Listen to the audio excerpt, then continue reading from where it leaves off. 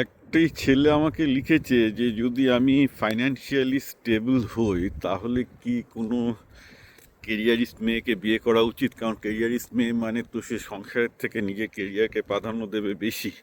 আমার যদি financial status ভালো থাকে, আমি কি যে মেয়ে কেরিয়ারিস্ট তাকে বিয়ে করা উচিত? আইডিয়ালি উত্তর হবে না, কিন্তু এখানে একটা জিনিস বলে রাখি, এটা ছেলে মেয়ের প্রশ্ন নয়।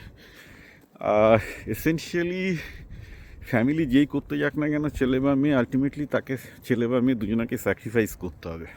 এবং সেটাই আমার আজকের দিনের সমস্যা, সবাই সিঙ্গেল ছেলেমেয়েরা কেউ স্যাক্রিফাইস করা শেখেনি, ফলে বিয়েও টিকছে না, রাইট? অলমোস্ট 50% বিয়ে ডিভোর্সে চলে যাচ্ছে। মেন সমস্যাতেই যে বাবা মায়ের একমাত্র ছেলে মেয়ে, আগে সবাই বন্ধু বান্ধবের সাথে বড় হতো, এখন সবাই একা একা বড় হচ্ছে, ফলে কেউ আর কারোর সাথে কম্প্রোমাইজ করতে পারছে না। একটা কুকুর বিড়াল নিয়ে মেয়েগুলো থাকছে, ছেলেগুলোও থাকছে। তো I don't think the problem is of the career থেকে ব্যাপার হচ্ছে যে যে বাচ্চারা ছেলেমেয়েরা তো বুঝছেই না what does it mean to be a family, right? Family মানে যে দুজনাকে সাথে কম্প্রোমাইজ করে একটা ইউনিট তৈরি করতে হবে, দুটো নতুন ছেলে মেয়ের দায়িত্ব নিতে হবে। এই ব্যাপারটাই তো এই যে যাদের ধরুন বাবা মা গরু ছাগলের মতো হ্যাটাট করে কম্পিটিটিভ সিস্টেমের মধ্যে দিয়ে মানুষ করছে, সে ছেলেই হোক বা মেনেই হোক, তাহলে কী করে একটা ফ্যামিলির গুরুত্ব বা সংসারের গুরুত্ব বুঝবে? ফলে কেউ বিয়েও করতে চাইছে না, এবং দুদিক থেকে ডেঞ্জারাস, রাইট?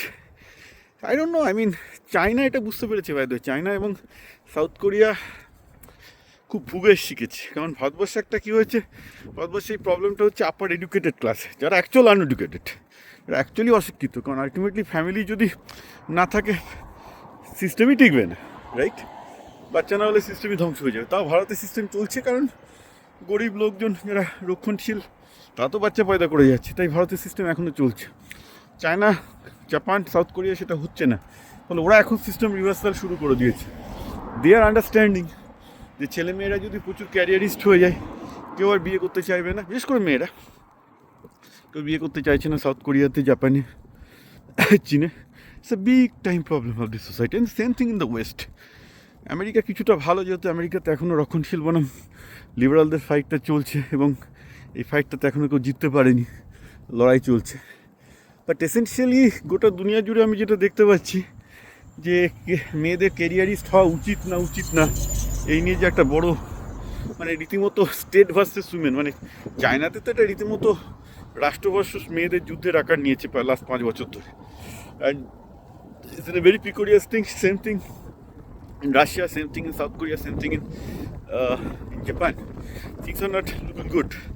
তুমি যে প্রশ্নটা করছো এটা অ্যাকচুয়ালি খুবই গুরুত্বপূর্ণ প্রশ্ন, এবং আমি একটা জিনিস বলছি যে আমি জানি এসব প্রশ্ন করলে বাঙালি উড়িয়ে দিতে চাই, বাট এনিহাও আমি যাদেরকে মুখ্য বলে ভাবি তারা কী করবে তাই নিয়ে আমার খুব একটা চিন্তা নেই। কিন্তু ঘটনাটা হচ্ছে the most serious question of mankind right now. কিছু কিছু দেশের জন্য এটা খুব চিন্তার ব্যাপার যে মেয়েরা ক্যারিয়ারিস্ট হয়ে গেলে তো সংসার করবে না, তাহলে রাষ্ট্রটা চলবে কী করে?